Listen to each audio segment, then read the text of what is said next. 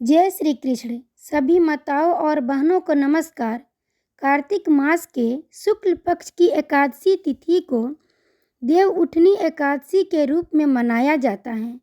इसे हम और भी नामों से जानते हैं। हरि प्रबोधिनी एकादशी, देवोत्थान एकादशी। इस वर्ष यह एकादशी 4 नवंबर दिन शुक्रवार को पड़ रही है। इस तिथि को शालिग्राम और तुलसी की पूजा एक साथ करनी चाहिए, सूर्योदय के पूर्व और सूर्यास्त के बाद भी। खास तौर से उन महिलाओं के लिए जो जॉब में हैं और देर रात तक सोती हैं और सुबह देर से जगती हैं। इस एकादशी के दिन किसी भी हाल में 3 बजे जग जाएं। आप अपने घर की लक्ष्मी हैं और आपको नारायण और महालक्ष्मी का पूजा करना है, क्योंकि इस तिथि में ठीक 3 बजे लक्ष्मी जी की बहन दलिद्रा प्रवेश करती हैं। इसलिए आप हर हाल में 3 बजे तक बिस्तर छोड़ दें। ज्यों ही चूड़ी की खनखनाहट और पायल का छमछमाहट दलिद्रा सुनेगी, वो भाग खड़ी होगी। उसको चीड़ है। पायल, चूड़ी, सिंदूर, बिंदी, सबसे ज़्यादा दूरी उसको हल्दी से है। अगर आप एकादशी का व्रत नहीं भी करती हैं, तब भी आपको इतना कार्य एकादशी के दिन सूर्योदय के पूर्व कर लेना है। भले ही आप एक दिन की छुट्टी ले लें। सबसे पहले घर में झाड़ू मारें और झाड़ू को तुरंत धो लें और जो आपका मुख्य दरवाज़ा है ठीक उसके सामने रखें। फिर थोड़ा सा हल्दी और चावल के आटा का घोल तैयार करें और सबसे पहले झाड़ू को टीकें, फिर उसके ऊपर सिंदूर से टीकें। झाड़ू पर सिंदूर चढ़ाने के बाद आप देवता घर में जाएं, जहां आप भगवान का फोटो लगा रखी हैं। चावल के घोल से अष्टदल कमल बनावें। एक बात बताना भूल गई, जब आप झाड़ू को टीका लगाकर देवता घर में जाएं, तो पीछे मुड़कर न देखें और न ही बोलें। इसलिए अगर पति और बच्चे सोए हैं तो उन्हें सोए रहने दीजिए, ताकि आपको कोई टोके नहीं। उस समय किसी से नहीं बोलना है। अगर आपका कॉल आए तो कॉल भी नहीं रिसीव करना है। फिर देवता घर में अष्टदल कमल बनाइए, चावल और हल्दी के घोल से। अगर अष्टदल कमल बनाना नहीं आता तो स्वास्तिक बनाइए। अगर वो भी बनाना नहीं आता तो जैसे चंदन किया जाता है वैसे 7 जगह फर्श पर टीक दीजिए, घोल से फिर सिंदूर से।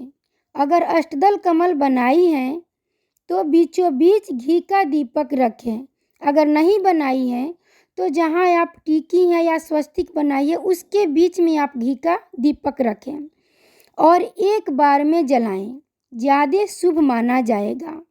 अगर लाल फूल हो तो बहुत अच्छा, अगर नहीं हो तो लाल अक्षत हाथ में ले लें। अगर दोनों ही उपलब्ध हो तो दोनों ही ले लें। दीपक के ठीक बगल में रखें। मन ही मन बोलें, हे महालक्ष्मी, आप मेरे घर में वास करें और मुझे सुकर्मी बनाएं। इस बात को 7 बार बोलना है। हो सके तो दंडवत प्रणाम करें। अगर नहीं हो सके तो अपने माथा को फर्श से सटाकर महालक्ष्मी को प्रेम पूर्वक प्रणाम करें। प्रणाम करने के बाद देवता घर के दरवाज़ा को बाहर से बंद कर दें। फिर झाड़ू के पास जाएं और उसे हाथ में प्यार से उठाएं, जैसे वो झाड़ू ना हो, कोई देवी हो। ध्यान रखिए, घर के हर एक वस्तु में लक्ष्मी निवास करती हैं। फिर मुख्य दरवाज़ा खोल दीजिए। हाथ में झाड़ू पकड़े ही रहिए, जैसे गुस्से में आकर किसी को झाड़ू से मारने जा रही हो। फिर दरवाजे के बीचों बीच खड़ा हो जाइए। आप धीरा ही बोलिए, पर आवेश का भाव झलकना चाहिए और बोलिए, यहाँ दलिद्रा नहीं निवास, मेरे घर है लक्ष्मी का वास। यहाँ दलिद्रा नहीं निवास, मेरे घर है लक्ष्मी का वास।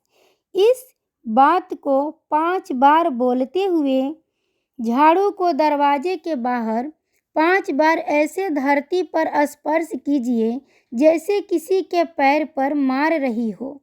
फिर मुख्य दरवाज़ा बंद कर दीजिए। झाड़ू को जहाँ नित्य रखती हैं वहाँ रख दीजिए। 3 बार ताली बजाते हुए देवता घर का दरवाज़ा खोलें। फिर से प्रणाम करें।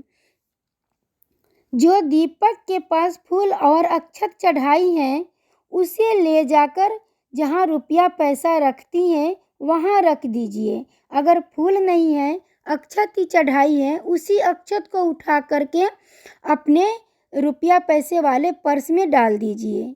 फिर जो चावल का घोल है उसे उठाएं और साथ में पीला सिंदूर लें। आपको घर में जितने भी सामान हैं जैसे fridge, cooler, washing machine, computer, TV, पेटी, अलमीरा, बेलना, चौकी, सब्जी काटने वाला फंसूल या चाकू, सब पर घोल और सिंदूर से टीका लगा दीजिए। ध्यान रहे यह सारा क्रियाकलाप 5 बजे तक हो जाना चाहिए। जो चावल और हल्दी का घोल है उसको हम लोग भोजपुरी में ऐपन या पिठार कहते हैं। इसका प्रयोग लक्ष्मी नारायण के किसी भी पूजा में किया जाता है। एकादशी के दिन चावल का प्रयोग वर्जित है, परंतु सत्यनारायण भगवान का कथा हो या दीपावली हो या फिर अक्षय नवमी, अक्षय तृतीया के दिन इसी पिठार से पूजा किया जाता है। कुछ लोग गेहूं के आटा में हल्दी घोल करके ऐपन बनाते हैं, वो भी ठीक है, परंतु चावल के घोल से माँ लक्ष्मी ज़्यादा प्रसन्न होती हैं। इसके संबंध में मैं अलग से वीडियो बनाऊंगी। जब घर के सदस्य जगें तो स्नान के बाद उनको भी पिठार और सिंदूर का टीका लगावें। इस दिन पिठार और सिंदूर का टीका लगाना शुभ होता है। अगर देव उठनी एकादशी करती हैं तो बहुत खुशी की बात है। आज के दिन तुलसी और ठाकुर जी का पूजा एक साथ करनी चाहिए, परंतु महिलाओं को ठाकुर जी को स्पर्श नहीं करना चाहिए। अगर आपके पास गोपाल जी हैं या विष्णु भगवान का पीतल या सोने का छोटा सा प्रतिमा हो तो तुलसी के पास रखकर सुबह और शाम दोनों समय पूजा कीजिए। मंगल भजन गाइए। अगर आप एकादशी नहीं करती हैं तो रोटी और कद्दू का सब्जी बनाइए, सेंधा नमक और घी डालकर, और उसे ही ग्रहण कीजिए। ध्यान रहे सरसों तेल, लहसुन, प्याज और चावल इन सब चीज़ों का प्रयोग बिल्कुल ही न करें। बैगन को तो स्पर्श भी न करें। अब मैं उन महिलाओं के लिए कुछ बताने जा रही हूँ जिनको पूजा पाठ में रुचि नहीं या फिर भगवान में उतना विश्वास नहीं रखती या फिर इन सब बातों को वे अंधविश्वास समझती हैं। वे महिलाएं भी देव उठनी एकादशी के दिन कम से कम 3:30 में बिस्तर छोड़ दें, स्नान कर लें। स्नान करने में कोई मेहनत नहीं। फिर सीधा मांग करके पीला सिंदूर करें। पाँव में घुंघरू वाला पायल, हाथ में बाँह भर के चूड़ी या लाठी पहने। काजल, बिंदी, लिपस्टिक लगा करके मुख्य दरवाज़ा खोल लें और कुर्सी लगाकर सेठानी की तरह बैठ जाएं। अगर कोई बड़ा सा कीड़ा उड़ता हुआ नजर आ जाए तो उसे झाड़ू से मार भगाएं। इससे होगा क्या, फालतू का जो खर्च होता है उससे आप अवश्य बचेंगी। जैसे कि नया मोबाइल है, अचानक से गिरकर चकनाचूर हो गया तो फिर आ गया खर्च की घड़ी। पैसा रखे किसी और काम के लिए, चला गया किसी और काम में। यही सब काम दलिद्रा रानी करती हैं। वह प्रत्येक एकादशी के ब्रह्म मुहूर्त में भ्रमण करती हैं।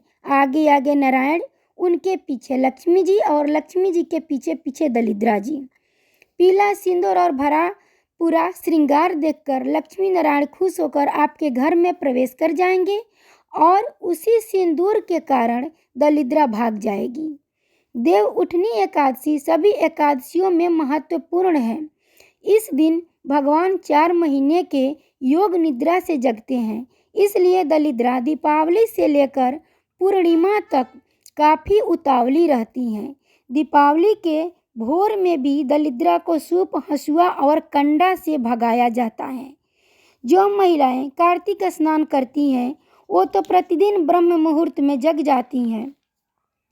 उसके तो दरवाजे पर भी दरिद्रा खड़ी नहीं होती।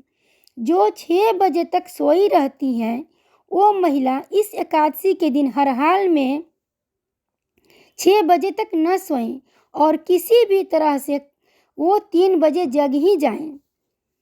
आप कोशिश करें कि हर एक एकादशी के दिन ब्रह्म मुहूर्त में ही जगें।